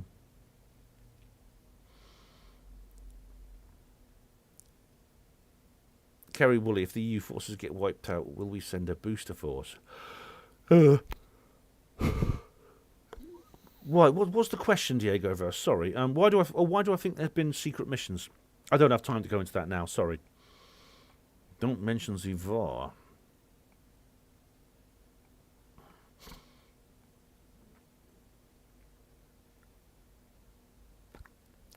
Well, Tripper says ban all wars and make them play a game of football or rugby. Shoot the losing team. Some cultures actually have done that, They actually do that. They literally do. They say, instead of a war, we're going to play a game, and then usually it's just like one person versus one, and then just one person gets killed. Teresa Walker says they have the holographic technology to fake the alien invasion. I know Charles from Project Camelot doesn't agree with this. And I know Steve Mumling doesn't, but I think it is, yeah. I'll tell you the film I want to watch right now, Smokey and the Bandit, because it's about a rebel lorry convoy, and I play the tune by Jerry Reed from the theme from that. I played it on Third Rail Radio. By the way, if you listen to one episode of Third Rail Radio, out of all the 115 I've done so far, listen to the latest one, 115, because it's the best one Trevor and I've ever done. Kerry Woolley, don't forget the yellow card. There's information faulty. Oh, I love faulty towers. You off, David. See you, David. Take it easy. I'm going to end it soon. You're going too, Gary. Okay, mate. See you then. See you, Gary. Michel Sovereign says communists would quickly depose the monarchy. Oh. Well, unfortunately, the communists are actually using the monarchy. They're for our lives. False flag Jew in Canada. We should be on our guard against that. Yeah, some nasty old anti-V-word lorry driver ploughing into a market or something. Yeah, and of course it won't be done by who it says. All right, where are we now? Biden has such low credibility. Yes, Claire. Yeah, I hope Putin is a very, very wily opponent. He's anti-New World Order and he's powerful. Cheers, Legend Real. I hope you enjoy that. Watch that movie. It's good. Wag the Dog's good. Jason Gavir, can you imagine Boris announcing an alien invasion? Hey, Jason, watch last year's Boris Does Disclosure video. It's one of my favourites. And Vrillon Aura mentions that in Nick Redfern's book. Yeah, I've not read his book about Rendlesham. But anyway, good night, Bernie. See you tomorrow. Teresa Walker, Duel was excellent. Yeah. Will the Russian bear catch a cold, Barry? Oh, no way. Favour Bash, fuck off, will you? I'm ending the live stream anyway. See you, Artie. Take it easy. A body technician, can I please post details of my show? Is that one tomorrow? Body technician. The trailer is already there. It's already on the channel. Which show do you mean? Barney, did Brandon poo himself in front of the Pope? Apparently, yeah. Watch the film. Yeah, the convoys are lovely. Beetlejuice, I'm very sorry to hear about Gareth. Yeah, that was very sad, wasn't it? Yeah. Yes, he did, Barney. Yeah. See you, User One. See you, Kerry. Oh, the one I just mentioned, Third Rail. Kerry, let me just get it for you. Body technician, let me just get it for you. I'll do this and I'll have to end the stream because it's nearly 2 hours now. I need to do other things.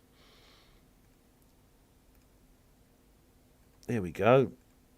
Okay, this is Third Rail, the latest Third Rail. Do listen to that. We cover the whole truck thing in detail. See you tomorrow, guys. See you, Vrillon. See you, Woody Black. Body, great. See you tomorrow's show, 7 p.m. tomorrow. We're going to do the Battle of Los Angeles 80th anniversary. So same time, same channel. I hope to see you all there. 3 live streams in the weekend. I'm really treating you, aren't I? Night, guys. Take care.